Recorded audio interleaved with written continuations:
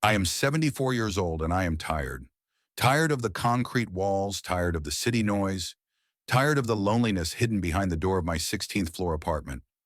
My Cordelia left 5 years ago. Cancer doesn't ask whether or not you're ready to let go of a loved one. It just takes 46 years together, and suddenly there's nothing. At first, I tried to pretend nothing had changed.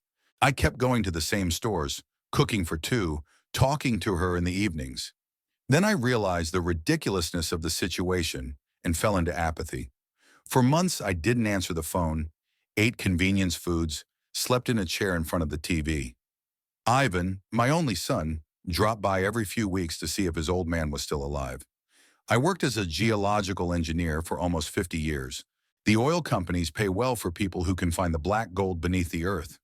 Cordelia and I were never rich, but we weren't poor. We saved for our old age, for Ivan's education, for trips that never happened. When she got sick, all our savings were used for treatment, the best clinics, experimental methods, all in vain. After her death, I received insurance, an impressive sum, which I decided not to touch. The pension was enough for a modest life in our apartment in the center of Midland. But time passed and I realized this house, holding so many memories, was slowly killing me. The decision came suddenly. I was leafing through the newspaper and came across an ad for a country house. 2 floors, a plot of half a hectare, silence, forest, lake nearby. A place where you can meet the sunrise, garden, have a dog. All the things we dreamed of with Cordelia in retirement. The price was a steep $1,200,000. But if I sold the apartment, added insurance and part of my savings, it was realistic. I called the realtor the same day. A week later, I already inspected the house. Old, requiring repair, but strong and with a character like myself. Another month later, I was signing the papers. Ivan found out about my decision after the fact, and his reaction was predictable. "Dad, are you crazy?" He was indignant on the phone. "You're 74. What country house? Who will look after you? What if you fall down and have a heart attack?" Ivan is 46. He's got a life of his own, a wife, Chastity, 2 children, Hillary, 12, Lancelot, 10. When Cordelia was alive, they came every Sunday for lunch. After her death, visits had become rare, only on holidays or when they needed something. And they usually needed one thing: money, children's education, car repairs, roof replacement, dentist. Each time a new reason, each time urgent. Ivan works as an accountant for a construction company, Chastity as an interior designer. It would seem they should be living comfortably, but they're always broke. A new car on credit, designer clothes for the kids, vacations twice a year. My objections about the need to save money always met the same way. "Dad, you do not understand modern life. You can't live like a hermit with a bank account. You have to seize the moment." I didn't argue. I just pulled out my checkbook and wrote out the next installment. Chastity never forgot to kiss me on the cheek and say, "Thanks, Daddy. You're a lifesaver." Ivan promised to pay me back at the first opportunity, but the opportunity never came. The last 2 years, it's gotten worse. They stopped even pretending to need my company. They only called to ask for money. The grandchildren didn't remember my birthday. Chastity got annoyed when I called just to talk. "Clifford, I'm sorry, but I have a meeting in 20 minutes. Can we do this another time?" Another time never came. When I announced the sale of the apartment, Ivan suddenly became concerned. "Where are you going to live while you build the house?" "I'm not building. I'm buying a ready-made one." "How much?" I said the amount, and there was silence in the phone. "Where'd you get all that money?" he finally asked. "From the sale of the apartment, my mom's insurance, my savings." "I mean, you're going to spend it all?" "Almost." 2 days later, they came as a family for the first time in a year. Hillary hugged me and whispered, "Grandpa, Mom said you have money for a new iPhone for me?" Lancelot was more direct. "Hey, Grandpa, is it true you bought a house with a pool?" Chastity spent the whole evening asking about the house, the layout, how many bedrooms and bathrooms it had. Ivan sat in silence, occasionally casting meaningful glances at his wife.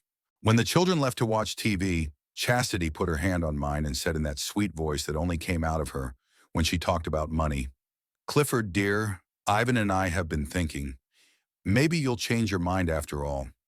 Why do you need a big house? All that worry and expense. At your age, you need peace and quiet. We could find you a nice smaller apartment, closer to us. And the difference? Well, you could put it in an account for your grandchildren, for their education. I looked at my son. He averted his eyes. The decision has been made, I said. The papers are signed. I'm moving in a month. But Dad, Ivan finally stepped in. That's crazy. Who will look after such a huge house? Mow the grass, shovel the snow in the winter? What if the roof leaks or the heating breaks down? I can handle it, I said. I've done it all my life, and I can do it now. You're selfish.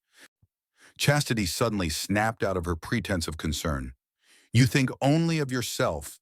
You've saved money all your life, and now you've decided to spend it on frivolities instead of helping your own son and grandchildren. I didn't say a word. It's no use arguing with Chastity. She'll always find a way to make you look guilty. After they left, I sat in the chair for a long time, looking at Cordelia's picture. What would she say? Probably the same thing she'd said when she was alive. Cliff, don't let anyone dictate how you live your life. The move went surprisingly smoothly. I didn't take a lot of stuff from the city apartment. I wanted to start from scratch. Just books, a few paintings, photo albums, Cordelia's mahogany desk. The rest I sold or gave away. The house greeted me with the creak of floorboards and the smell of uninhabited space. 2 stories, spacious with a veranda and attic. 5 bedrooms, 3 bathrooms, large kitchen, living room with fireplace. The old owners had left some of the furniture, massive closets, dining table, beds. For the first week, I just walked around the rooms, getting used to the new spaces, planning what and where to place. The house stood on the outskirts of a small village about 20 minutes from Midland. The neighbors were mostly retirees or families with children, escaping the hustle and bustle of the city. To my right lived the Hendersons, a 70-year-old couple who had moved from New York City. On the left were the Carmichaels with 3 children and a dog. Mrs. Henderson brought blueberry pie to the housewarming party and offered to show me where the nearest stores, pharmacy, and health clinic were. Mr. Carmichael helped set up the lawnmower and explained how the local water system worked. Their children looked at me with curiosity. I guess they didn't often see people my age. I quickly got the hang of it. In the morning, I went out on the veranda with a cup of coffee, listened to the birds, watched the squirrels in the garden. In the afternoon, I worked in the vegetable garden. I made beds for vegetables, planted a few fruit trees. In the evenings, I read in a chair by the fireplace or watched old movies. He ordered seeds of rare flowers from the internet. Cordelia had always dreamed of having her own garden. He wanted to make a heart-shaped flower bed in her memory. A neighbor boy, Peter Carmichael, offered to help me with the hard work in the garden for a small fee. A 15-year-old lad with a serious look and strong hands. I agreed. Some things were really hard for me to do. Besides, it's nice to have company. We talked about school, about his plans to become an engineer, about fishing on a nearby lake. I hadn't heard from Ivan and Chastity in almost a month. I didn't call. I figured if they were interested in how I was doing, they'd show up. Sometimes there were messages from my grandchildren asking me to send them money for new headphones or sneakers. I answered that now all the money was invested in the house improvement, and the conversation ended. One evening, sitting on the veranda and looking at the sunset, I caught myself thinking that for the first time in a long time, I felt at peace. There is no oppressive loneliness of high-rise apartment buildings, no feeling of being unwanted and abandoned. Here, surrounded by nature, in a house that is gradually becoming mine, I feel alive again. There are plans for tomorrow, for the next month, for the year ahead. I thought about how I would set up a library in one of the rooms, how I would plant a hedge along the fence in the spring, how I would greet sunsets on the west veranda with a glass of wine. Simple joys that are more precious than all the money in the world. A phone call snapped me out of my reverie. My son's name popped up on the screen. "Daddy, how are you?" Ivan's voice sounded unusually cheerful. "Sakikuna, fine," I answered. "I'm settling in. I've planted a garden, vegetables." "That's great. Chastity and I were just saying that we should come and see how you were settling in." I hesitated to answer. Over the years, I'd learned to recognize the falseness in my son's voice. "I'd be glad to," I said at last. When are you planning on going? We were thinking this weekend, if you don't mind. An overnight stay so we can get a good look around. The kids want to come too. They miss their grandpa. Miss him, I chuckled mentally. I'd seen my grandchildren 3 times in the last year, and each time they looked at their phones more than at me. Come on over, I replied. There's plenty of room for everyone. Great. We'll be there Saturday afternoon. Do you mind if we bring Trish? Trish was a Labrador they'd gotten a year ago, without thinking about the dog's need for attention and care. Now, the dog sat alone at home most of the time, or he was taken to a friend's house for the next vacation. Bring him in, I agreed. Here he will have a place to run. After the conversation, I sat looking at the darkening sky for a long time. Something about this sudden interest in my life was unsettling. Maybe I'd gotten too suspicious. Maybe they really missed me and wanted to connect. In the morning, I made a shopping list. I had to buy groceries for the weekend, prepare the guest rooms, tidy up the garden. I wanted their first visit to leave a good impression. No matter what, they are my family, and deep down, I hoped the move would be a new chapter, not only in my life, but in our relationship. I chose the largest bedroom overlooking the garden for Ivan and Chastity. For the children, 2 adjoining rooms on the second floor. I made the beds with fresh linens, arranged the flowers, prepared the towels. I loaded the fridge with their favorite foods, steaks for Ivan, organic vegetables for Chastity, ice cream for the kids. In the evening, after finishing the preparations, I stepped out onto the porch. The sun was setting over the horizon, coloring the sky orange and pink. A light breeze rustled the leaves, and a dog barked somewhere in the distance. I took a deep breath of fresh air and smiled. This is my home, my sanctuary, my fortress.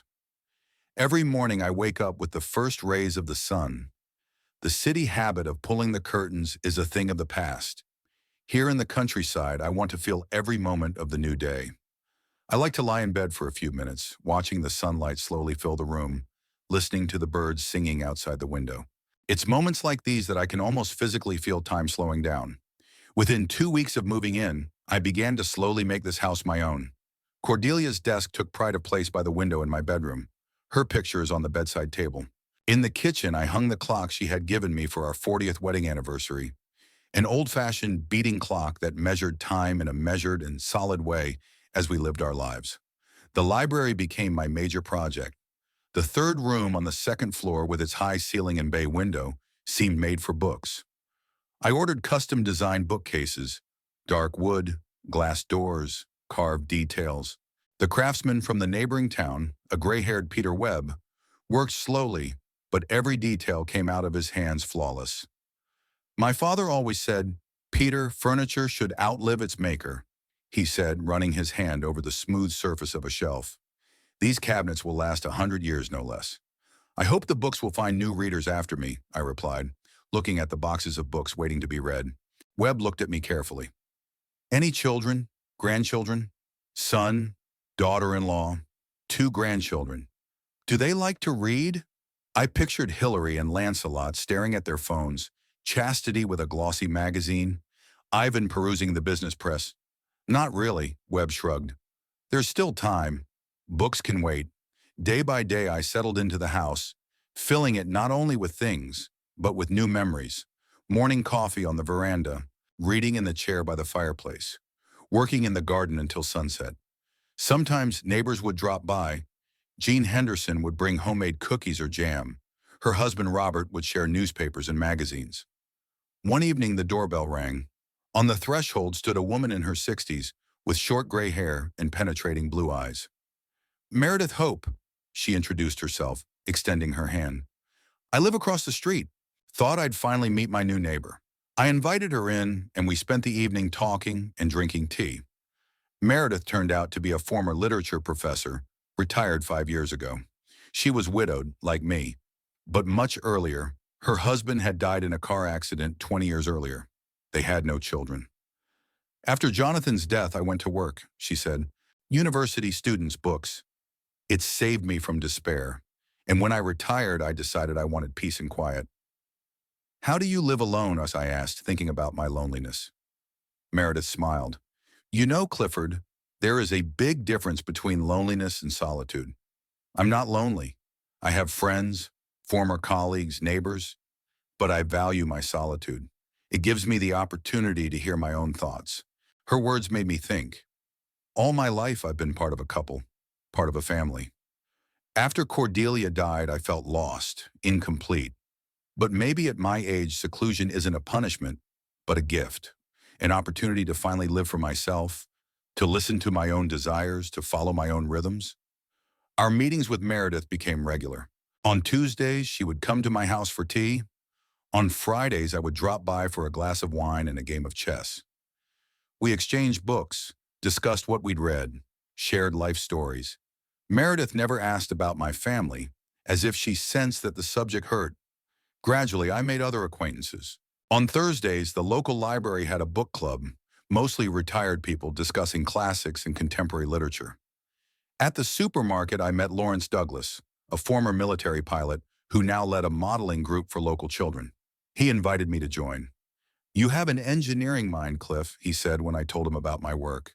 "Echor, we're short of someone who can explain the principles of aerodynamics to the kids." So Tuesdays were added to my schedule. In Lawrence's garage, among model airplanes and enthusiastic teenagers. I loved to see their eyes light up when they could get a model up and running, to argue about design and specifications. Days added up to weeks. I got used to the new house, to the silence at night, to the smell of freshly cut grass, to the care of the gardener. I started a small vegetable garden, tomatoes, cucumbers, herbs. Gene Henderson showed how to properly compost plant residue. Robert shared the secrets of growing strawberries. On weekends, I set up a workshop in the backyard. I bought a workbench and tools. I started making birdhouses, bird feeders, small garden sculptures. My hands remembered the skills I had learned as a child from my father, a cabinet maker. I loved working with wood, a living, warm material that responds to every movement of the tool. On weekdays, I often went to the city, to the library, to the museum, sometimes just to walk along familiar streets. Midland is a small industrial town, but with a rich history. I loved wandering through the old neighborhoods, looking at Victorian mansions, sitting on a park bench with a book. One day, on my way back from the city, I saw Peter Carmichael, a neighborhood boy who was helping me in the garden. He was walking along the road with his head down. "Can I give him a ride?" I offered, pulling up beside him. Peter climbed into the passenger seat and was silent for a while. "Is something wrong?" I asked, pulling onto the main road. "No reason. There's trouble at school." "What kind of trouble?" He shrugged. "Mr. Reeves, do you ever feel like no one understands you? That you speak a different language?" I smiled involuntarily. "Every day when I talk to my son and his wife. At least it's understandable with parents. They are a different generation. But when your peers look at you as a weirdo," Peter was into robotics, dreamed of going to technical college. At school, he was considered a nerd, teased for his passion for science. "You know," I said, "when I was 14, I collected minerals. I dragged home every unusual rock, reading geology journals while my peers played ball. They didn't understand me either. And then I became a geological engineer and traveled halfway around the world in search of oil. What seems like a strange hobby in childhood can become a lifelong endeavor." Peter nodded thoughtfully. "Do you think I could become an engineer?" "I'm sure of it. You have an inquisitive mind and golden hands. You know what? If you want, you can come to my workshop. I'll show you some tools, teach you about electronics." The boy's eyes lit up. "Can I?" "Sure. After all, sometimes I want someone who speaks the same language." From then on, Peter spent a few hours in my workshop on Sundays. We repaired an old radio, assembled simple electronic circuits. I'd talk about my projects, he'd share school news. Sometimes we would just sit on the veranda with lemonade, watching the sunset and talking about the future. I caught myself thinking that I was more in touch with the neighborhood boy than with my own grandchildren. When was the last time I saw Hillary and Lancelot? 2 months ago, I think. They stopped by for half an hour to borrow money for new computer games. Ivan and Chastity didn't pay much attention to me either. After the move, I called them every week, telling them about the house, about new acquaintances. They listened half-heartedly, asked if I needed help, obviously hoping for a negative answer, and quickly ended the conversation. I stopped calling. I decided that if they were interested in how their father and grandfather lived, they would find the time themselves. As the weeks went by, the phone went silent. Sometimes I felt a prick of resentment. Did they really care that much? But then I remembered our last meetings, the tense conversations, the eternal requests for money, and resentment gave way to humility. That day, I had been working in the garden since morning. The middle of June was hot, but it was cool under the old apple tree. I was pruning the lilac bushes, planning to make a pergola here next year. The phone rang unexpectedly. I rarely took it with me to the garden. "Dad, it's me." Yvonne's voice sounded unusually cheerful. How are you?" "Fine," I answered, wiping the sweat from my forehead. "I'm working in the garden. And you?" "Great. Listen, Chastity and I were thinking we should have a housewarming party. How long have you been there?" "3 months? And we still haven't seen your new house." I hesitated to answer. It was strange to hear such enthusiasm from a son who hadn't been interested in my life all this time. "Come," I said at last. "I'll be glad to see you." "Good." Yvonne seemed genuinely pleased. "How about next weekend? We could come Friday night, spend the night, and then have a real party on Saturday. Chastity will make her specialty pie. The kids will bring presents." "Presents? From the kids who forgot to wish me a happy birthday last month?" "Okay," I agreed, suppressing my suspicions. "I'll see you Friday. The rooms are ready." "Wonderful. Father, this is something to celebrate. We'll be at your place in an hour." "An hour?" I asked in surprise. "You said next weekend, didn't you?" "Oh, no, no, no," Ivan laughed. "Next weekend we have other plans. We'll be there now. Chastity is already packing the picnic basket. The kids are excited. See you in an hour." The phone went silent. I slowly sank down on the bench under the apple tree. What's going on? They've shown no interest in my life over the past few months, and now they're suddenly scrambling out of the way for an impromptu picnic? I glanced at my watch. It's almost noon. If they left now, they'd be here by 1 o'clock. We need to get cleaned up, get the house ready for guests. I'd been wanting to show them around for a long time, but I didn't think it would be so sudden. Saturday morning was sunny and clear. I woke up earlier than usual. Anxious thoughts about the family's sudden visit kept me awake. Something about their behavior alarmed me. Too much enthusiasm, too much excitement. They had never been so interested in my life. But maybe I'd just become an imaginative old man. Maybe they really wanted to spend the day with their father and grandfather. In the end, the house did turn out great. Spacious, cozy, with a large garden. The perfect place for a family picnic. I went out on the veranda with a cup of coffee. The sun was already rising over the neighbors' roofs, promising a hot day. Birds were singing in the garden, the dew on the grass still wet from the morning sun. The family arrived yesterday around 1 o'clock. We had a wonderful day. We walked around the garden, had a picnic under the old oak tree, grilled meat in the evening. The children helped me pick strawberries. Chastity picked a bunch of wildflowers for the dinner table. Ivan looked around my workshop with interest.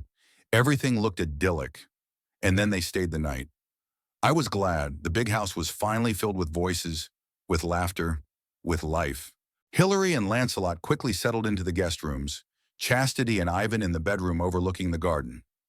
We agreed that in the morning I would make the traditional Saturday breakfast, pancakes with maple syrup like Cordelia used to make.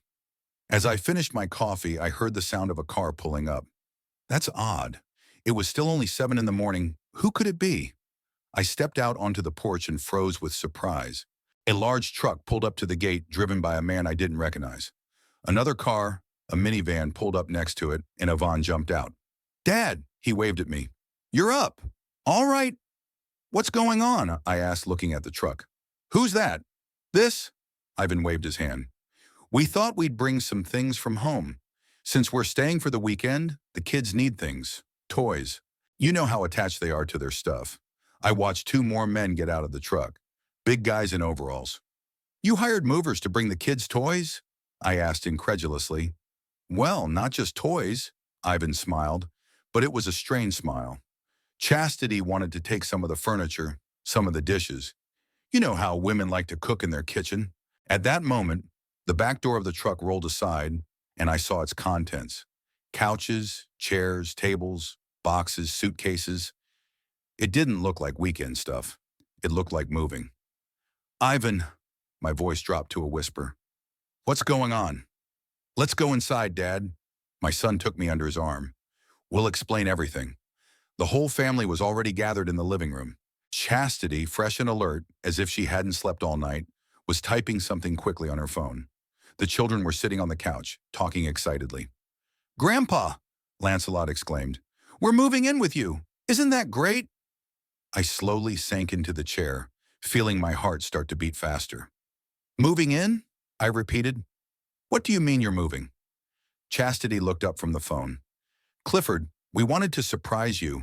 Ivan and I discussed it at length and decided it would be best for everyone.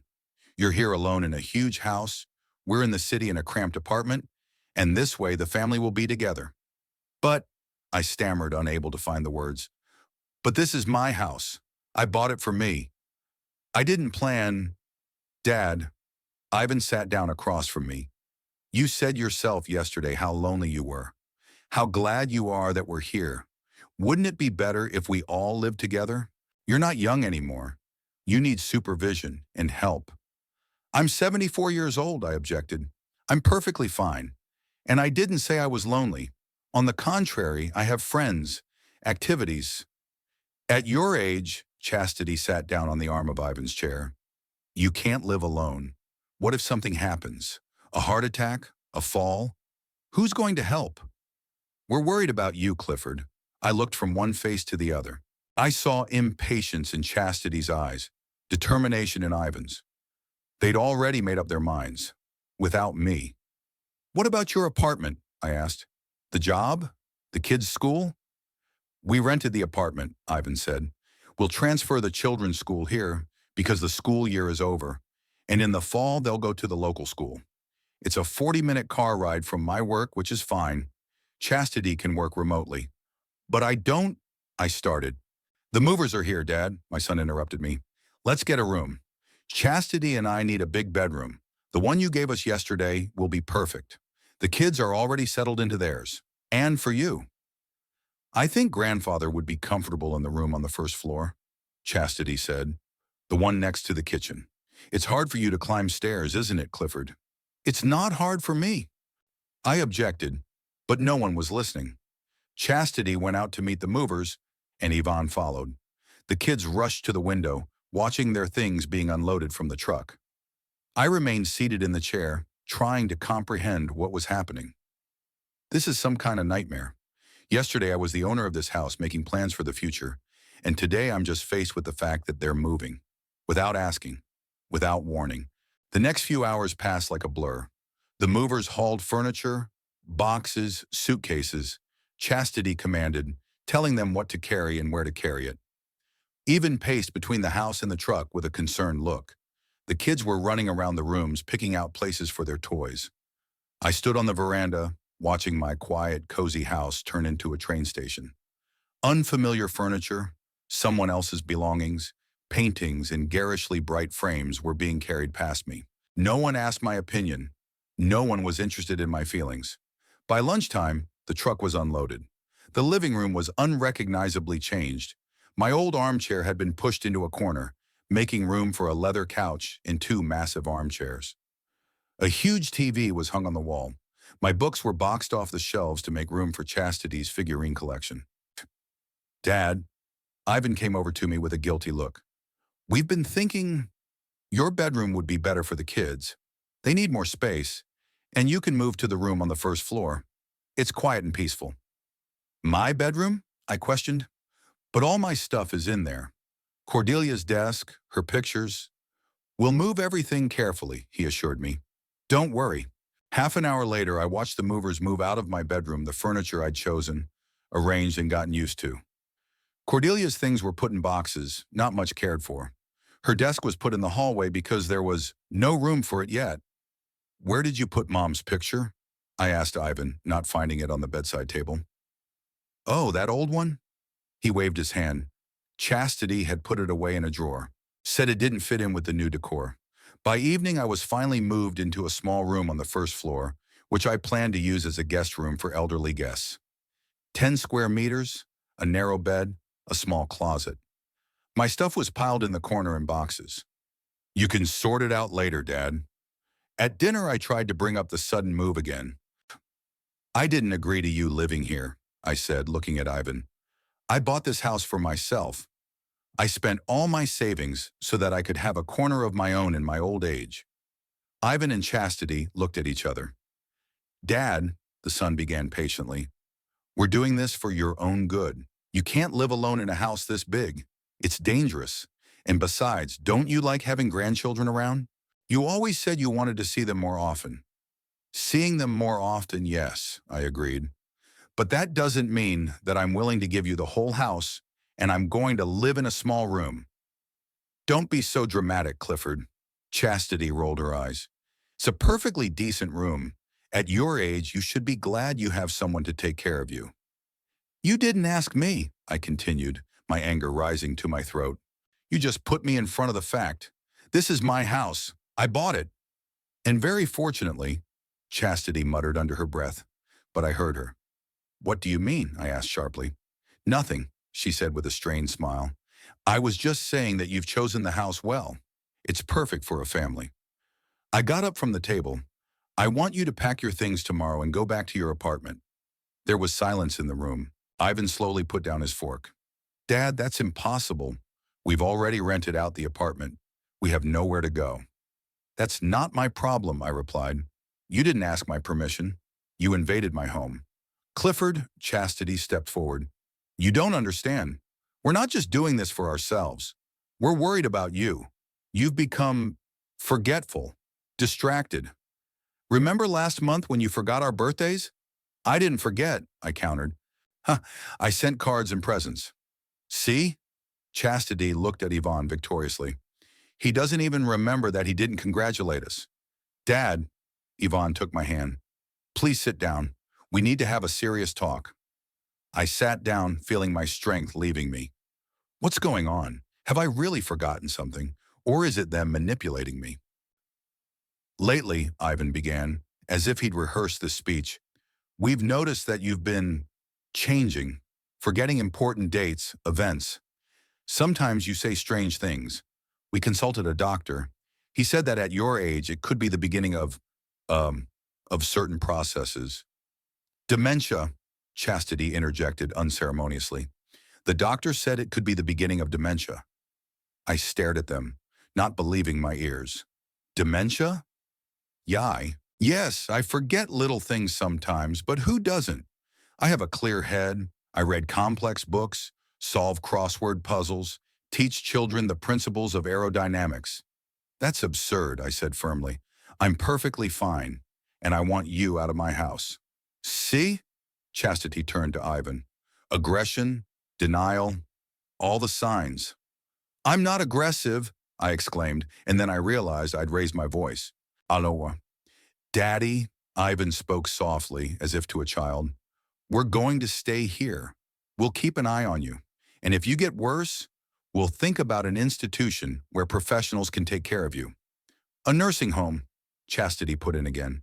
You'll be better off there than you are here, the company of your peers, the medical care. Get out, I said quietly. Get out of my house. Daddy, Ivan started. Get out! I slammed my fist on the table, and the dishes bounced. The children who had been silently watching the conversation shrieked in fright. Chastity jumped up, pulling them to her. See, Ivan, he's dangerous. He has fits of rage. What if he attacks the children? I've never laid a hand on children in my life, I said, trying to calm myself. And you know that very well. We don't know what you're capable of in your condition. Chastity retreated toward the door, pulling the children with her. Ivan, we have to do something. My son looked at me with an unreadable expression. Dad, you need to calm down. Go to your room, get some rest. We'll talk in the morning when you're in better condition. I'm in great condition, I objected, and I want you out of my house. It's already our house too, Yvonne said quietly. Samarneo, and we're not going anywhere. I walked out of the kitchen, feeling my knees shake. What's going on? Why are they acting like this? Do they really want my house so badly that they're willing to declare me crazy?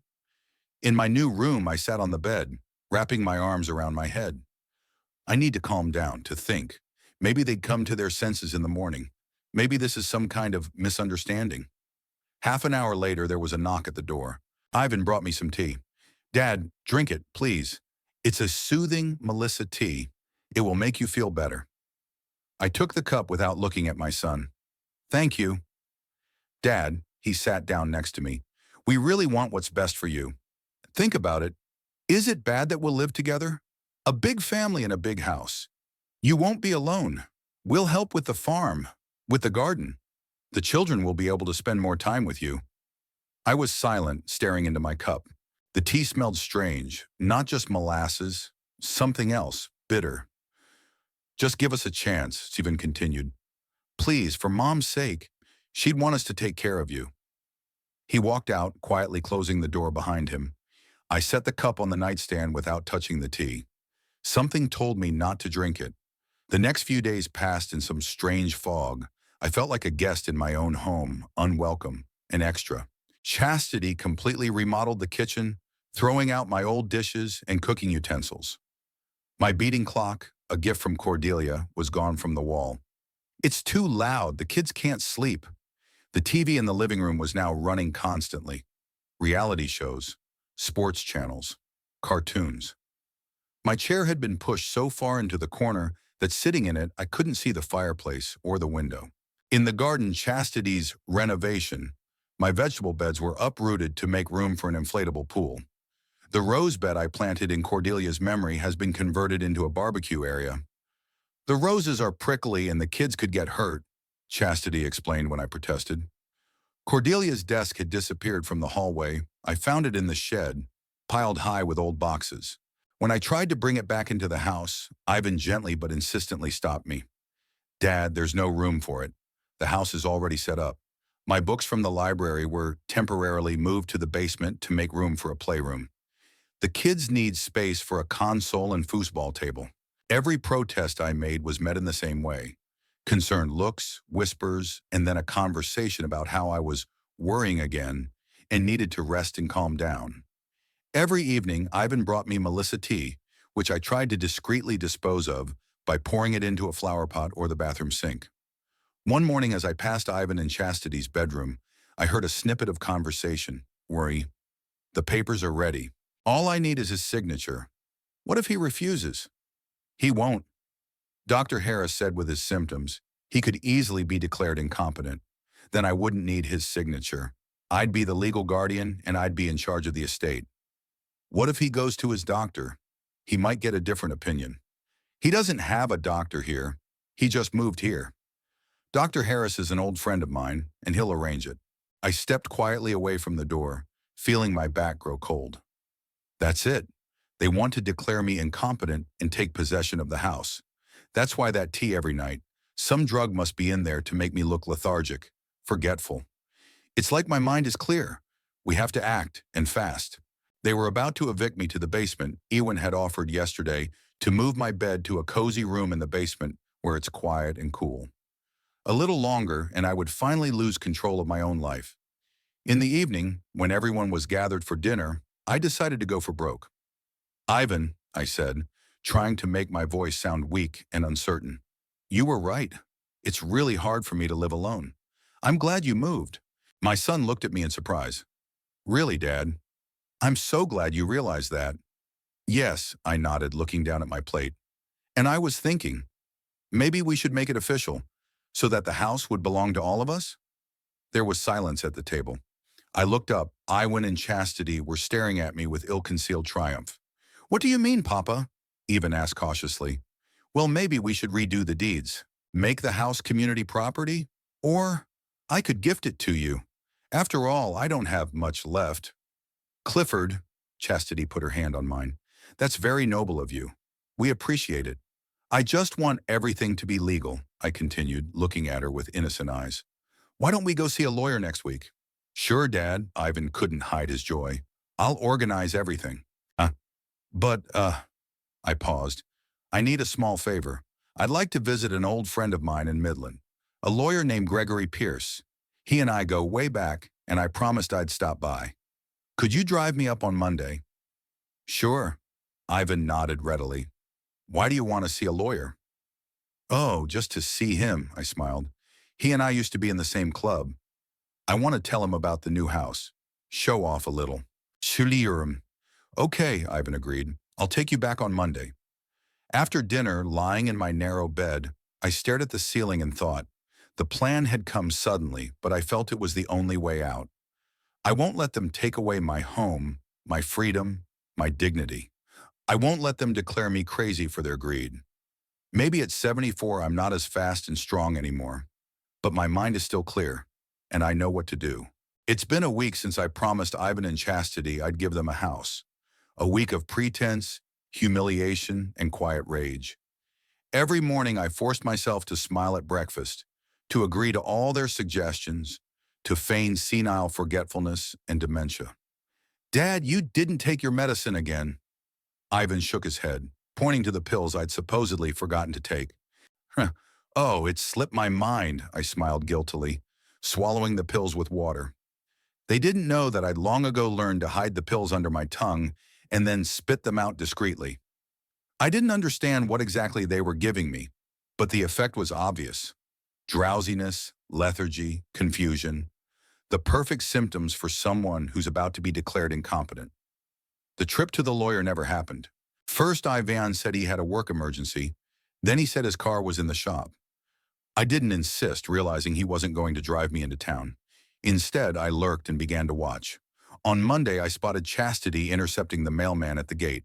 Hiding behind the curtain in the parlor, I saw her quickly go through all the correspondence, set aside a few envelopes with official stamps, and toss the rest carelessly on the hall table. "Your papers here, Clifford," she called out to me, "and some flyers."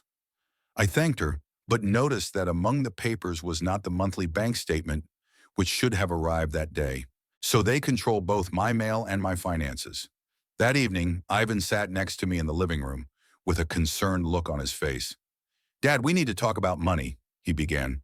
"Your pension comes on a card, but the house bills are pretty big. Maybe you should put me in charge of the finances. I could help you with your bills, your shopping." "Of course, son," I nodded readily. "Suskunum. I was going to ask you to do that myself. The numbers, the receipts, it's all jumbled up in my head." "Great," he visibly relaxed. "Then tomorrow we'll go to the bank and draw up a power of attorney. Or maybe I should just give you the card and tell you the PIN code," I suggested. "Why go through all the red tape?" Ivan shook his head. "No, Dad, we need to make everything official, so there won't be any problems later."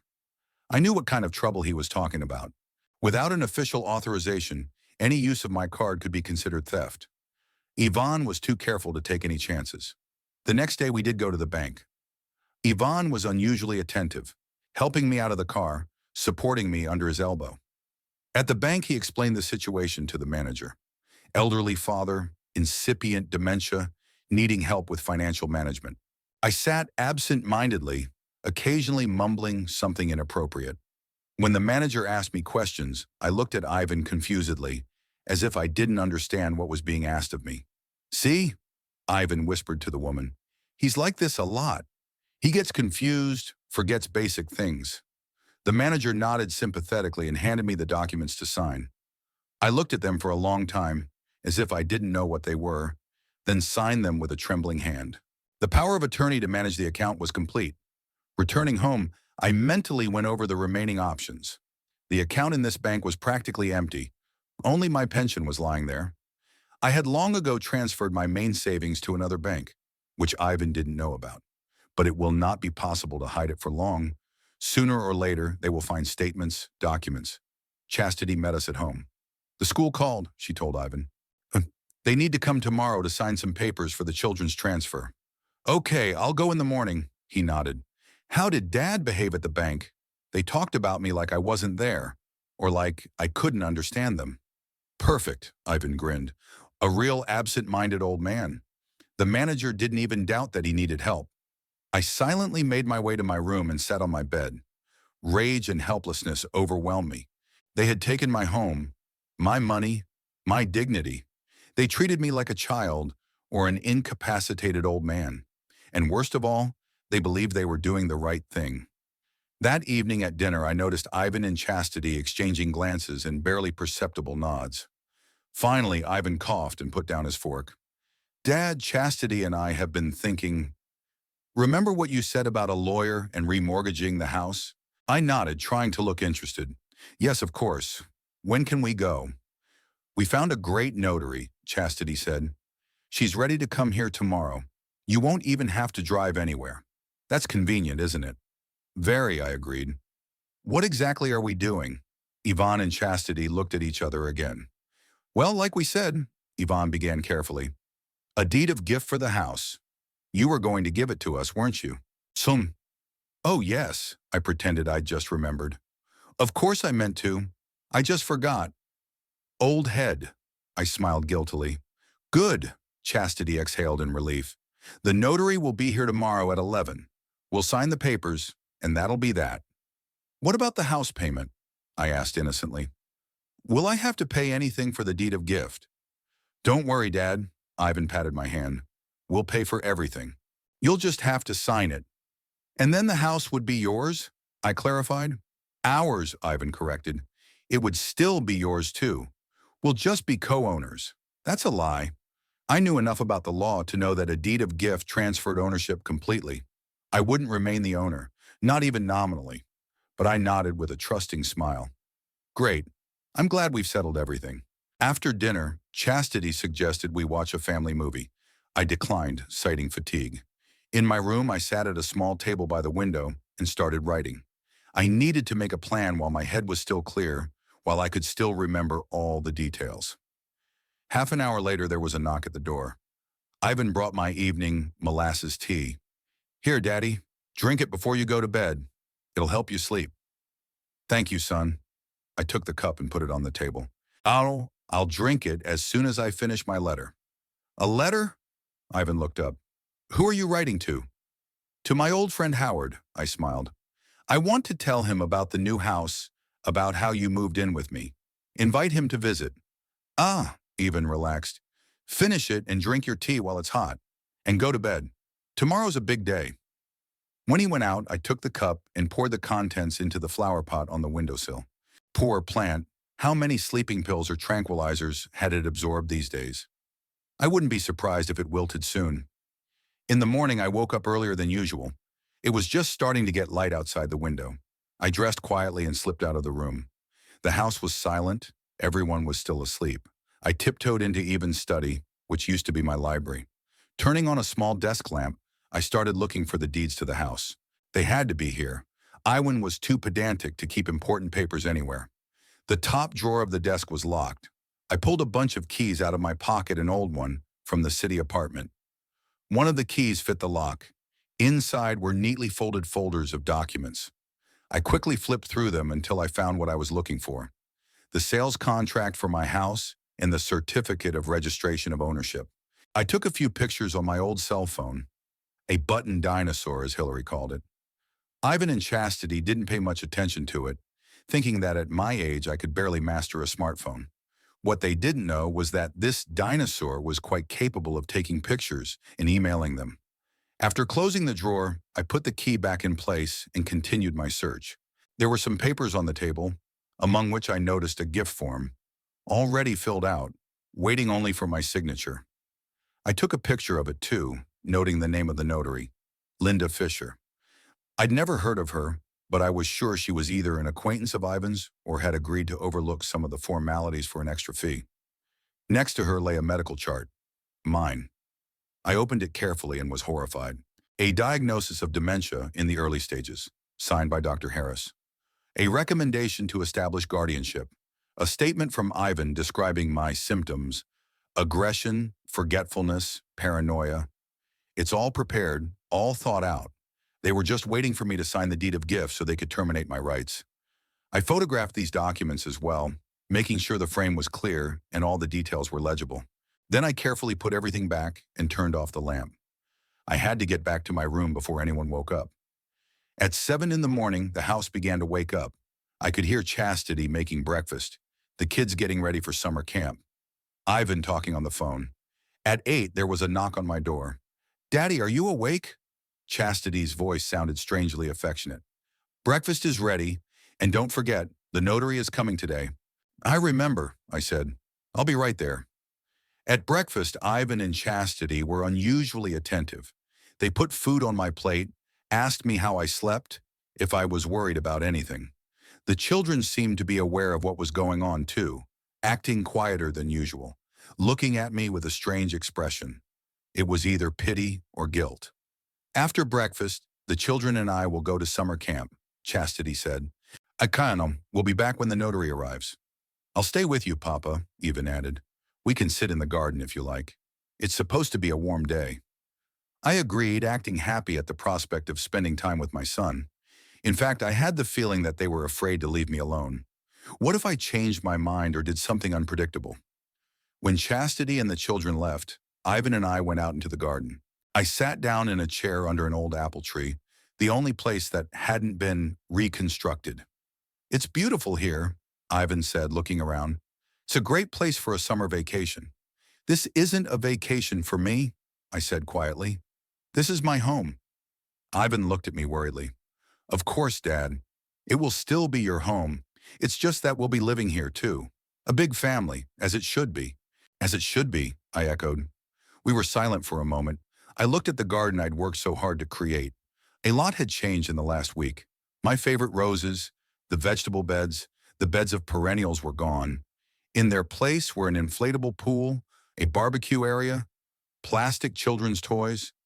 There was almost nothing left of my garden, my sanctuary.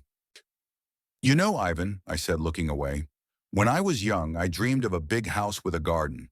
But your mother wanted to live in the city, closer to work, the stores, the theaters. I gave in to her. She was right. It's more convenient with a small child in the city. We bought an apartment and stayed there. All these years I'd been putting off the dream of a house for later, for retirement. Even stepped awkwardly from foot to foot. And now you have a house, and we all live in it together. Isn't that what you wanted? Not exactly, I shook my head. I wanted a house where I could be my own boss, a place that I could customize to my own taste, a place where every corner would remind me of your mother, of our life, of what was important to us. Dad, I even sat down next to me. You're still the master. It's just, you're getting old. It's hard for you to take care of such a big house, the grounds. We're helping you.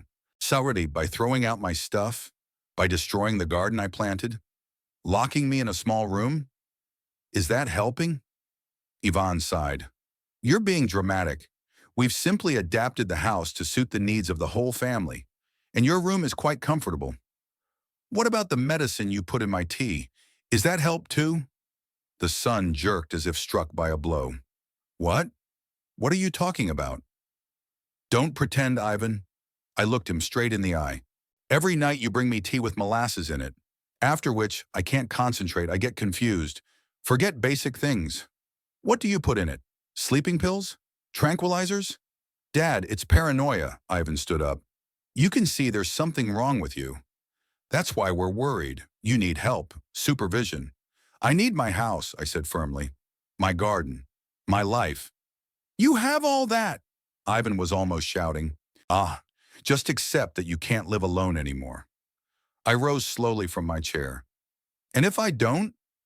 Then, he lowered his voice, we'll have to go to court, make custody official. Believe me, it would be worse for everyone. We stood across from each other, father and son who had become strangers. I used to hold him in my arms, teach him to walk, read him bedtime stories. Once he looked at me with admiration, considered me the strongest, the smartest. What happened to us? When did love and respect become greed and manipulation? Okay, I said quietly. I'll sign the deed of gift. The house will be yours. Ivan breathed a sigh of relief. That's good, Dad. You'll see. Everything will be the same. Just from a legal point of view. I know what will happen, I interrupted him. I'm not a fool, even though you're trying to make me one. He was silent, averting his eyes. At 11, the notary arrived, a young woman with a cold stare and a fake smile. Chastity and the children had returned by this time, and the whole family gathered in the living room. The atmosphere was reminiscent of some strange holiday. Chastity had even baked a cake and opened a bottle of champagne. Now, Mr. Reeves, the notary, laid out the papers on the table. Do you understand what you're about to do? Yes, I nodded. I'm giving my house to my son and his family. And you're doing this voluntarily, without coercion? I looked at Ivan, at Chastity, at the children who were watching curiously. Absolutely voluntarily. Good. She handed me a pen. Then sign here, here, and here. I slowly took the pen, twirled it in my fingers, looked at the document. The deed of gift was well written. I was transferring all rights to the house to Ivan Reeves without any conditions or reservations. Dad? Ivan coughed nervously. Is something wrong? No, everything is fine. I smiled and signed in the specified places. The notary took the documents, ran her eyes over them, made sure everything was in order. Congratulations, Mr. Reeves, Jr. You are now the owner of a beautiful home. Chastity uncorked the champagne and poured it into glasses. The children clapped happily. Ivan raised his glass. To a new chapter in the life of our family. I pretended to drink, but did not touch the champagne. I felt humiliated and powerless. They'd gotten what they wanted. The house belonged to Ivan now. I am no longer the master, no longer the owner. Just an old man, tolerated out of mercy. After the notary left, Chastity took her lunch. The children went to play in the yard and Ivan sat next to me. You did the right thing, Dad. It's better for everyone. For everyone or for you? I asked quietly. For everyone, he said firmly. And for you, too. Believe me, with your fortune, it's better not to have such worries as a house and land. My condition, I grinned bitterly. Chardonnay, the one you created with your medications and manipulations? Ivan sighed. There you go again. Dad, no one is poisoning you. It's just regular sedative tea, and no one is manipulating you. We're really worried about you. I didn't argue. What's the point? They already got what they wanted. In the evening after dinner, Ivan traditionally brought me tea with Melissa. Have some, Dad. It's been a hard day. You need to rest. I took the cup, pretended to drink, then put it on the table. You know, Ivan, I've been meaning to ask you for a long time. Why did you decide to move now? What happened to your apartment? Ivan wrinkled his nose a little. Well, as I said, we rented it out. But why? Were you having financial problems? No, he hesitated. Just thought you might need some help. After 50 years of living on your own? I raised my eyebrows. That's an odd coincidence, don't you think? Okay, Ivan sighed. Yes, we had some difficulties. We had to take out a loan for the kids' education, a car. Chastity wanted to open her own design studio, so we invested. But it didn't work out. We got into debt. And then I buy a house for $200,000. I finished for him. Don't think of us as villains, Dad. Ivan frowned. Right. Yes, we thought it would solve two problems at once. Your loneliness and our financial difficulties. What's wrong with that?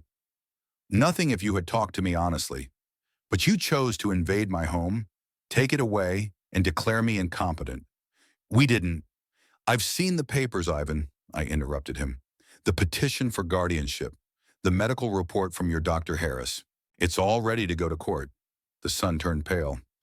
You went through my papers? I have the right to go where I want and see what I want in my house, I countered. It's not your house anymore, Ivan said sharply, and then bit his tongue when he realized he'd spoken. Now you're telling the truth, I nodded. Finally. He stood up. Dad, I didn't mean to. Look, we're doing this for your own good. Your condition is deteriorating. You're becoming suspicious, aggressive. You need supervision, control. And you need my house. I got up too. Well, it's yours now. Congratulations. Daddy, leave me alone, please. I'm tired. I want to go to bed. Ivan hesitated but then went out, quietly closing the door behind him. I sat on the bed, looking out the window at the darkening garden. They think they've won. They think the old man is broken, humiliated, and subdued. What they don't know is that I've been preparing for this moment for a long time. Pulling out an old cell phone from under the mattress, I checked the photos I had taken that morning. Everything came out clearly, all the documents readable. Now I need to act fast before they catch on and start the next phase of their plan, officially declaring me incompetent. I opened the email application and started writing a message. The addressee was Gregory Pierce, my old friend and attorney with whom we had discussed the legal aspects of my move and home purchase on more than one occasion. A man I trust completely. Greg, I'm in trouble. I need your help right away. The morning was overcast. Low clouds hung over the garden, threatening to rain. I sat on the veranda, watching Chastity direct the workers installing the new garden furniture.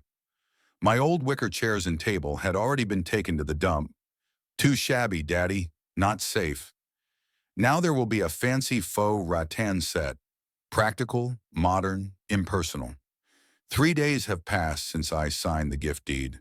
3 days of pretense, humiliation, and quiet rage.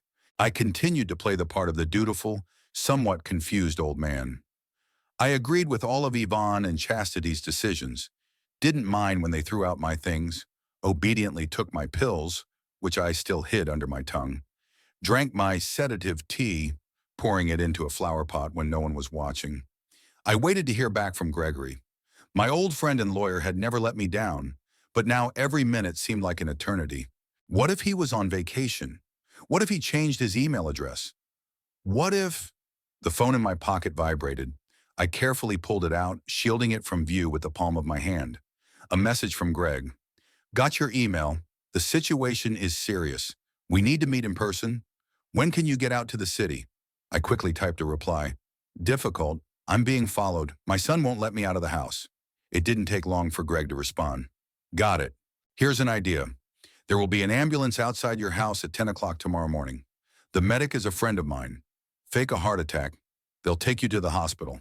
I'll meet you there. I felt a surge of hope. The plan was risky, but doable. The important thing was that Ivan and Chastity believed I was having a heart attack. Daddy, you're sitting in the draft again. Chastity's voice snapped me out of my musings. You'll catch a cold. Let's go inside. I obediently stood up and followed her, hiding my phone in my pocket. Suddenly she turned around. What's that you've got there? Where? I clapped my eyes innocently. In my pocket. A phone? What do you need it for? You have a home phone. Habit, I shrugged. I'd been carrying it around my whole life, and it was hard to get used to it. Chastity held out her hand. Give it to me. I'll see if it still works. Maybe I should replace it with something newer. Something with bigger buttons. Something for the elderly. I reluctantly handed the phone over, mentally glad I'd closed my correspondence with Greg in time. Chastity twirled the phone in her hands, pressing a few buttons. The battery's almost dead, she said. It's an ancient model. Yvonne and I will think about a new phone for you. In the meantime, I'll put this one on the charger. She left with my phone, and I felt a chill run down my spine. What if she checked my messages? Find correspondence with Greg? Pictures of documents? My whole plan would fall apart. But I had no choice but to pretend everything was fine. I spent the rest of the day as usual, reading in the living room, or rather pretending to read while thinking about tomorrow's plan, watching TV with the kids, having dinner with my family. In the evening, Ivan brought me tea with molasses. How are you feeling, Dad? He asked with feigned concern. A little tired, I answered. Age is taking its toll. Of course, rest. Tomorrow I'm going into town on business, but Chastity will be home. If you need anything, you can ask her. I nodded, mentally thanking fate for the coincidence. Ivan not being home was one less thing to worry about. I couldn't sleep for a long time that night. I went over the plan of action in my head, thinking about what I would tell Greg, what documents I would need to prepare. In the end, fatigue took its toll, and I fell into a restless sleep. I woke up early in the morning, feeling a strange excitement, almost like before an important meeting in my youth. Only the stakes were much higher now, my freedom, my dignity, my life. At 9:30, I went out into the garden, ostensibly to get some fresh air. Chastity was watching me from the kitchen window. I could feel her gaze, but pretended not to notice. I walked slowly along the paths, sat on a bench, admired the flowers that had miraculously survived the renovation. At 5 minutes past 11, when the clock hand was inexorably approaching the appointed time, I grabbed my chest and slowly settled on the ground. Out of the corner of my eye, I saw Chastity run out of the house. Clifford, what's the matter with you? She came running over and sat down beside me. Heart! I moaned, squeezing my eyes shut against the pain. It burns. I can't breathe. Now, now! Chastity pulled out her cell phone, dialed a number. "Hello, an ambulance, please. My father-in-law. I think he's having a heart attack." She dictated the address, listened to the dispatcher's recommendations, then turned to me. "Be patient, Clifford. The ambulance is on its way. Maybe some nitroglycerin? Do you have any pills?" In my room, in the nightstand," I whispered, glad to myself that the performance had worked. Chastity ran into the house and I continued to lie on the grass, mimicking the heavy breathing and pain. She returned a few minutes later with the pills and a glass of water. "Here you go.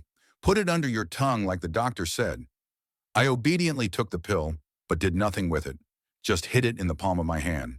Nitroglycerin dilates blood vessels and lowers blood pressure. I didn't need it now.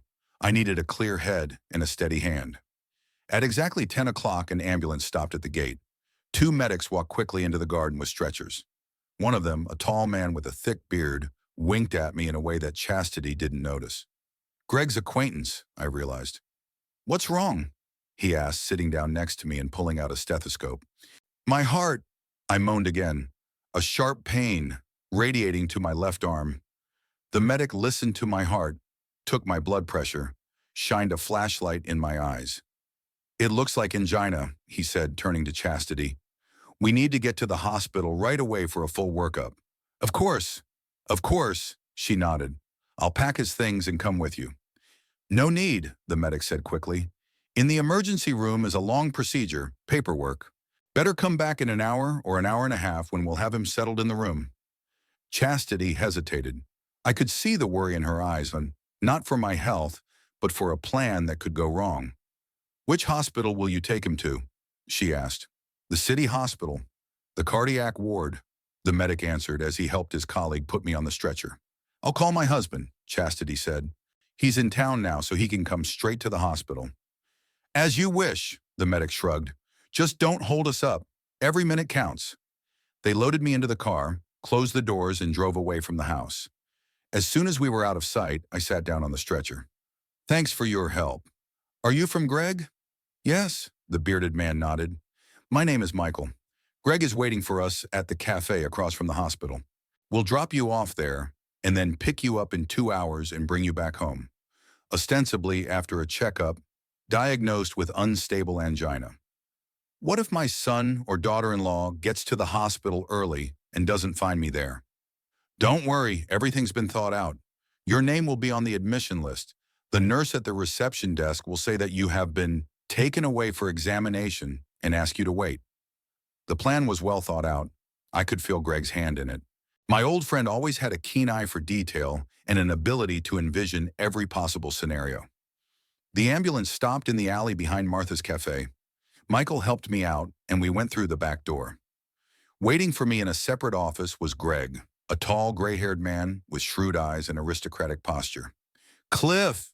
He gave me a big hug. "It's good to see you, old boy, even under these circumstances." "Greg, you don't know how glad I am to see you." I felt tears come to my throat. For the first time in a long time, I was with someone I trusted completely. "Have a seat," Greg pointed to a chair. "We don't have much time to talk about this. I've carefully studied the documents you sent me. The situation is serious, but not hopeless."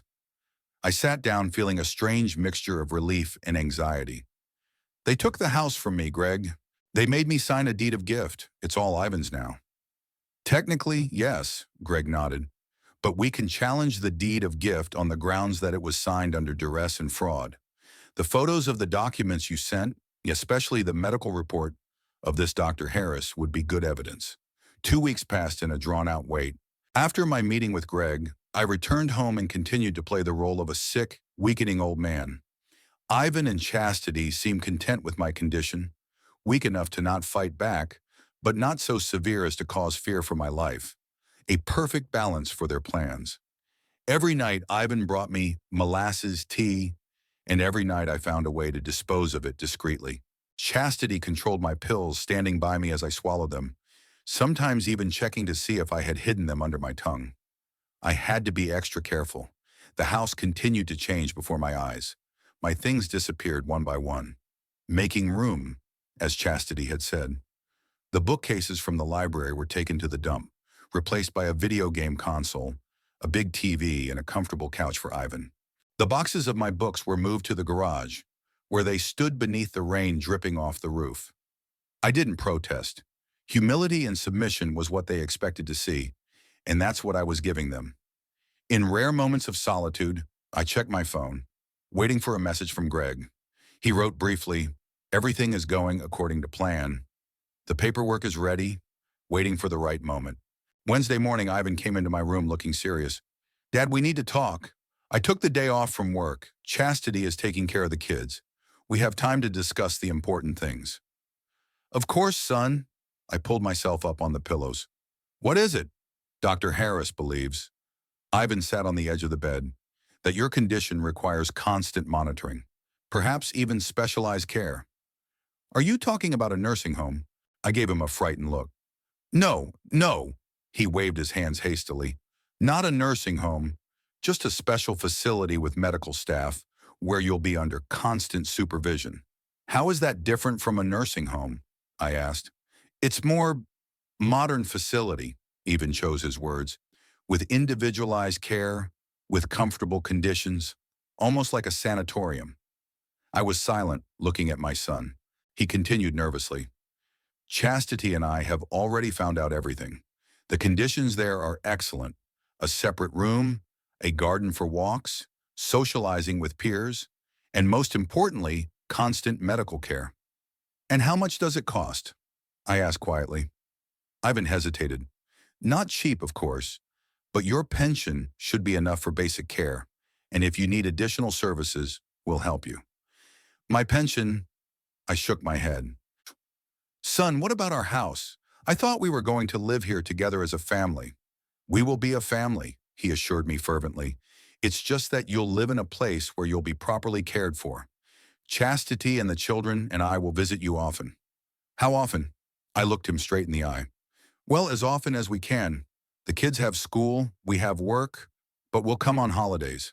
I turned back to the window, pretending to try to hold back my tears. "When do you want to send me there?" "Don't say that, Dad." Ivan put his hand on my shoulder. "We're not sending you. We're taking care of your health. Dr. Harris said we can do the paperwork as early as next week, but first we have some formalities to attend to." "What kind of formalities?" "Legal," he shrugged. With your pension, your accounts, your papers, nothing complicated, just bureaucracy." "I see," I nodded, still looking out the window. "You want to take custody of me so you can manage my money?" "Dad, don't say that." Ivan squeezed my shoulder. "It's not a guardianship. It's a trust. So I can help you with your finances. You know that sometimes you get confused about bills. Forget to pay something important." I remained silent as I continued to act depressed and grieving. Ivan sighed. "I realize this is not an easy decision, but trust me, it's best for everyone, especially for you." When he walked out, I pulled out my phone and texted Greg. "They're going to put me in a nursing home and make guardianship arrangements. Time is short." The reply came a few minutes later. "Tomorrow. Be ready at 10 in the morning." That evening at dinner, I was unaccustomedly animated. I asked the children about school, Chastity about her plans to remodel the house, Ivan about work. They looked at each other, surprised at my sudden interest in life. "You're in a good mood, Dad," Ivan said. "Feeling better?" "Much," I smiled. "The medication must have helped, and your concern, of course." Chastity squinted suspiciously. "Indeed, you seem more alert. Maybe I should reconsider the dosage of the medication." "I don't think so." I shook my head. "I'm fine. Just a good day." After dinner, I retired to my room early, claiming I was tired. Ivan, as usual, brought me tea. "Here, have some before you go to bed. It'll help you sleep." "Thank you, son." I took the cup.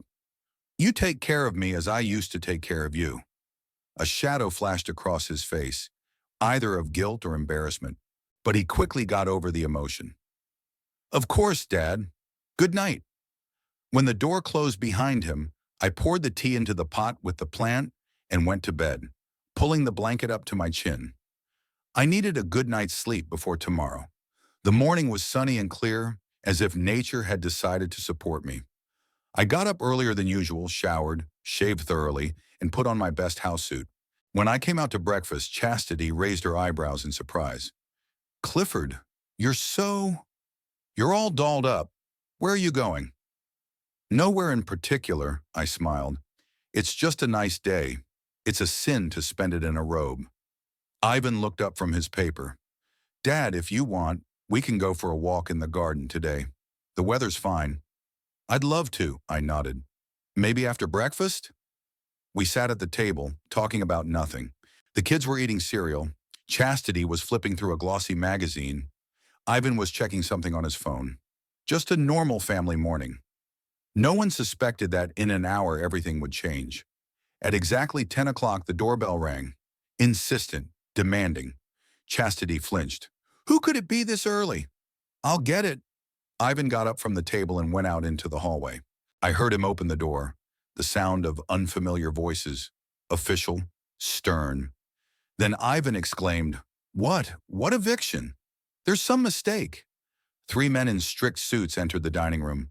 One of them, tall with a neat beard, held a folder with documents. Good afternoon, he said, addressing me. Mr. Clifford Reeves? Yes, that's me.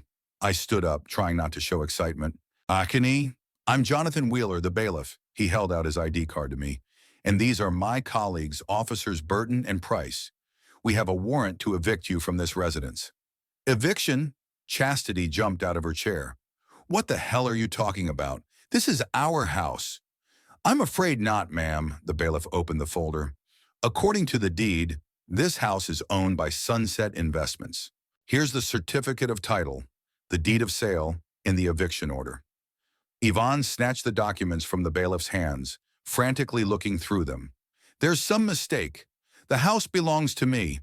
I have a deed of gift from my father. A deed of gift from June 9th of this year, clarified the bailiff.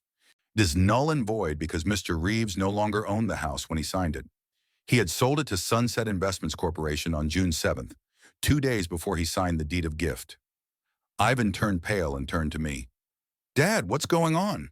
What is he talking about? I looked at my son calmly. About the fact that I sold the house before I signed your deed of gift. A deed of gift is invalid.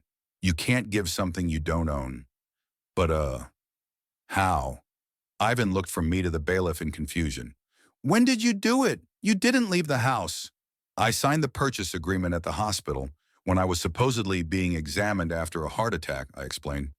Greg, my old friend and lawyer, organized the whole thing, and the notary notarized the deal right there. Chastity rushed over to Ivan, clutching at his arm. He couldn't have done that. He's incapacitated. We have a medical report. A fake report from your Dr. Harris? I grinned. The court has already seen it, and the real medical examination I underwent at the hospital the same day. 3 independent doctors have confirmed that I am fully competent and sane. Ah, that's impossible, Yvonne whispered. You couldn't... I could, I shrugged. You just underestimated the old man. Did you think I was weak and confused and wouldn't notice how you manipulated me? How you put sedatives in my tea to make me look lethargic? How you throw away my stuff? How do you prepare the paperwork to declare me incompetent? We've been taking care of you, Yvonne exclaimed. You were alone, sick. No, son, I shook my head. You took care of my house and my money. I was just a nuisance, an old man to get rid of. Mr. Reeves, the bailiff intervened, we have another document for you. It's a summons for financial abuse of an elderly person. He held out another envelope to Ivan. The son mechanically took it, still not believing what was happening. Financial abuse? Dad, are you suing us? Yes, I nodded, and I provided all the evidence photos of the fake medical report, recordings of your conversations about the guardianship appointment, the testimony of the hospital nurse who saw Chastity intercepting my mail. You recorded our conversations? Chastity turned pale. Every day since you invaded my house, I confirmed. My old button dinosaur, as Hillary called it, was quite capable of doing that. You can't evict us, Ivan turned to the bailiff. There are children here. We have nowhere to go. I'm sorry, sir, the bailiff replied, but we have a court order. You have 3 hours to collect your personal belongings. Anything that is not removed within that time will be described and put into custody. The children, who had been watching in silence, suddenly burst into tears. Hillary rushed to Chastity. Mom, where will we go? What will happen to our things?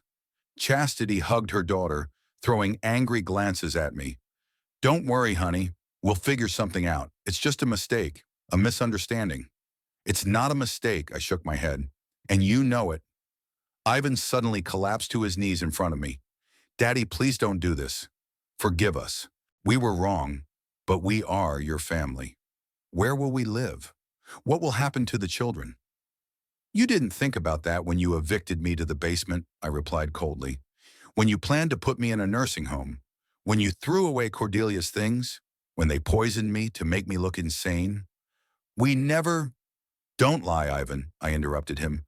No more lies. I know the truth, and so will the court. You won't do this. Chastity stepped toward me, eyes blazing. You will not dishonor your own son. You will not destroy his career, his grandchildren's future. I'm not ruining anything, I replied calmly. You destroyed everything when you decided that you could take away my home, my freedom, and my dignity. When you decided that old age is a disease and old people are a burden that you can get rid of. The bailiff coughed delicately. Mr. Reeves, you must leave the premises as well. The new owner will take over the house this afternoon. Of course, I nodded. My things are already packed. Your things? Ivan raised his eyebrows in surprise. When did you have time to pack? Yesterday, while you were in town, I explained. My friend Robert Henderson helped me. Everything of value to me is already in the car, waiting for me around the corner. You planned all this, Ivan whispered. You've thought of everything. Yes, I nodded. Just like you planned to get rid of me. The only difference was that my plan had worked first. I turned to the bailiff. Can I go now, or do you need any more signatures? It's all right, Mr. Reeves, he held out his hand to me. You're free to go. I walked toward the exit, feeling the eyes of my family on me, distrustful, angry, confused. At the door, I turned around. Goodbye. I hope this lesson will be good for you. And when your children grow up, you won't find yourselves in the situation you put me in. No one answered. I stepped out onto the porch and took a deep breath of the fresh morning air. For the first time in a long time, I felt truly free. Waiting around the corner was Robert Henderson's car, my neighbor who had become a true friend over the months. Shaman, Mom. Everything all right, Cliff? He asked as I got into the passenger seat. Everything's fine, I smiled. Let's get out of here. We pulled onto the main road and headed for Midland, where Greg was waiting for me to complete the formalities. The plan had worked perfectly. I'd sold the house to Sunset Investments for $800,000, less than its real value, but enough to buy a new place and leave me with a decent amount of money in my account. Sunset Investments, as it later turned out, was owned by a close friend of Greg's who had agreed to the scheme to help me out. He would resell the house in a few months at a small profit, and in the meantime rent it out to decent people. The deed of gift I'd signed in Ivan's favor was invalid. You can't gift something you don't already own. And the accusations of financial abuse, backed up by recorded conversations, photographs of documents, and witness testimony, ensured that Ivan and Chastity wouldn't be able to challenge the court's decision. A month later, I moved into a small, cozy house on the outskirts of Springfield, a town 2 hours from Midland.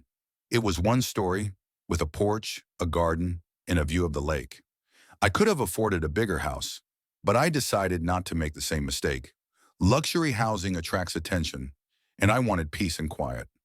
I furnished the house simply but tastefully. Cordelia's desk, which I'd managed to save, and her silver-frame photograph took pride of place. Next to it are shelves of favorite books that Robert had smuggled out of the garage before the rainwater got there. None of the previous acquaintances, except Greg and the Hendersons, knew my new address. I changed my phone number, started a new email account. Ivan tried to contact me through Greg several times, first with threats to countersue, then with pleas for forgiveness. I didn't respond. Some wounds are too deep to be healed with words. The financial abuse trial was 3 months later. I didn't attend in person. Greg represented my interests. Ivan and Chastity got off with a fine and probation, but the stain on their reputations remained, especially for Ivan, who worked in the financial industry, where trust is key. I didn't gloat, didn't feel satisfaction at their punishment, only sadness that the people they loved were capable of such betrayal. And also a quiet pride that I managed to protect myself, did not let myself turn into a helpless victim. I quickly made acquaintances in my new home. The neighbors, mostly the same pensioners, turned out to be friendly people. The local library accepted me into a book club. At the community center, I began to lead a circle for children interested in geology. I shared the knowledge I had accumulated over half a century of work. Sometimes the Hendersons came to visit me, the only people I trusted with my new address. We sat on the veranda, drank tea, reminisced about the past, made plans for the future. Robert helped me with gardening. Jean shared recipes for home baking. And then Meredith came into my life, the same neighbor with the perceptive blue eyes with whom we had once discussed the difference between loneliness and solitude. She found me through mutual friends, wrote me a letter, and suggested we meet. Our first meeting after a long separation took place in a small cafe in downtown Springfield. We talked for 4 hours without noticing the time. I told her everything, about my son's betrayal, about losing my home, about my plan for revenge. She listened attentively, not interrupting, not judging. "You know, Clifford," she said when I had finished, "you did the right thing. To let them take away your freedom and dignity would have been a real betrayal of yourself." We saw each other regularly from then on. Sometimes we walked along the lakeshore. Sometimes we went to the local theater. Sometimes we just sat on my veranda watching the sunset. I don't know if you could call our relationship an affair. At our age, that word sounds almost ridiculous. But we definitely became closer than just friends. A year had passed since those memorable events. I was sitting on the veranda of my new house, watching the sun sink below the horizon. Meredith sat in the rocking chair next to me, leafing through a new novel. From the open window came the sounds of classical music, a Beethoven symphony, Cordelia's favorite. I thought about how my life had changed over the year, about losses and gains, about betrayal and loyalty, that even at 75, you can start over if you have the courage. "What are you thinking about?" Meredith asked, keeping her eyes on the book. "About life," I answered. "About how it's never too late to stand up for yourself." She looked up and smiled. "And it's never too late to be happy." I looked at the sunset, at the cozy house, at the woman beside me, and I realized she was right. It's never too late. Even when it seems that everything is lost, even when the closest people betray you, even when the years take their toll, there is always a chance to change everything. You just have to find the strength to take the first step.